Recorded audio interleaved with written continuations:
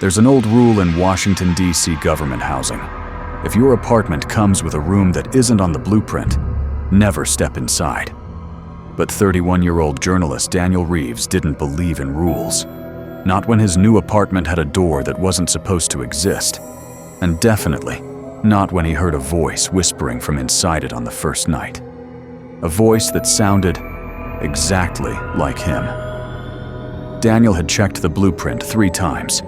The apartment was listed as 2-bedroom, kitchen, bath, utility. But in the hallway, between the 2 normal bedrooms, stood a 3rd door.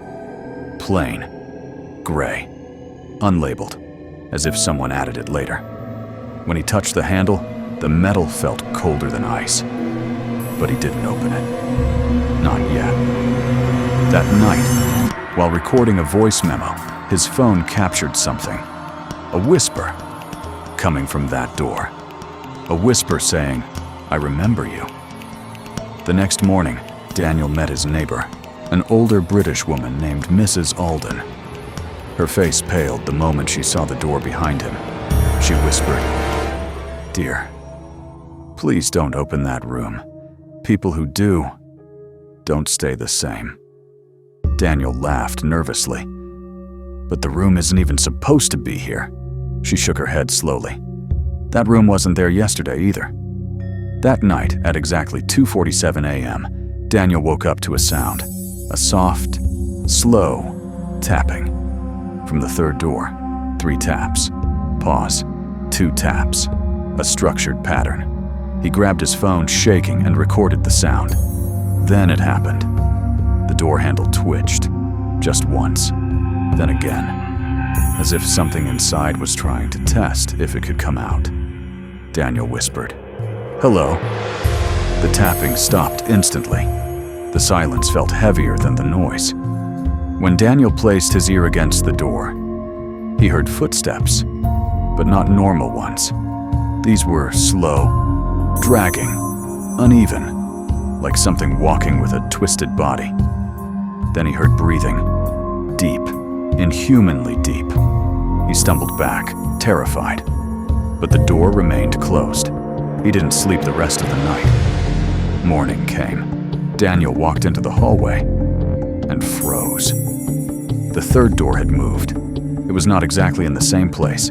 It was shifted 5 inches to the left, like the wall itself had changed. He checked the floor tiles. Even the pattern had altered slightly. He whispered to himself, "This is impossible." But the room behind the door whispered back, "Let me out." Panicking, Daniel reopened the building blueprint on his laptop. The file glitched. Static, distortion. Then for a split second, a new line of text flashed on the screen. "Unknown room, do not enter." Then the file closed itself. He tried reopening, but the blueprint was gone. Deleted. That night, Daniel decided to open the door, not because he wanted to, but because he needed answers. He put his hand on the handle. It felt warm this time, almost like a pulse.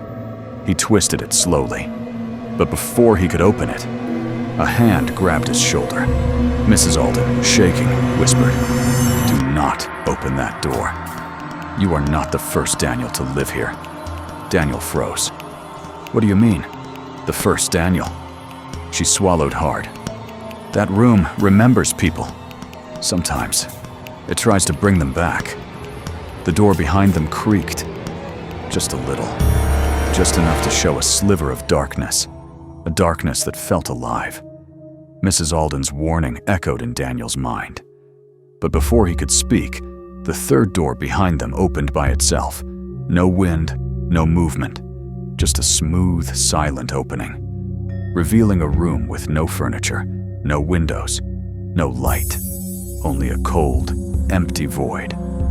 And in the center of the floor, a faint outline of a human silhouette, like someone had been lying there for a long time. Daniel stepped closer, heart hammering. The darkness inside wasn't normal darkness. It felt thick, heavy, alive. Then a voice whispered from inside, "Daniel, why did you leave me?" Mrs. Alden grabbed his arm. "That's not a person," she said. "That's an echo. A memory the room kept." Daniel swallowed hard. "But why me?" She looked away. "You'll understand soon." The floor inside the room suddenly shifted, wrinkling like fabric. The silhouette on the floor moved, not rising, but sliding closer to the doorway, with no sound. Daniel froze as the silhouette reached the threshold, its shape now forming a body that looked frighteningly familiar. It looked like him, exactly like him. Clothes, height, everything. But the face was featureless, smooth, blank, empty. The faceless version of Daniel lifted its head and whispered, "You left me in here a long time ago." Daniel shook his head violently. No, I just moved here last week," Mrs. Alden whispered. "That's what they all say. Every Daniel who lives in this apartment says the same thing." The faceless Daniel stood up. Its movements were slow, unnatural, like a puppet learning to walk. Behind the doppelganger, the walls of the room began to rotate, like gears turning inside a machine. The room was shifting shape, reshaping itself into different layouts.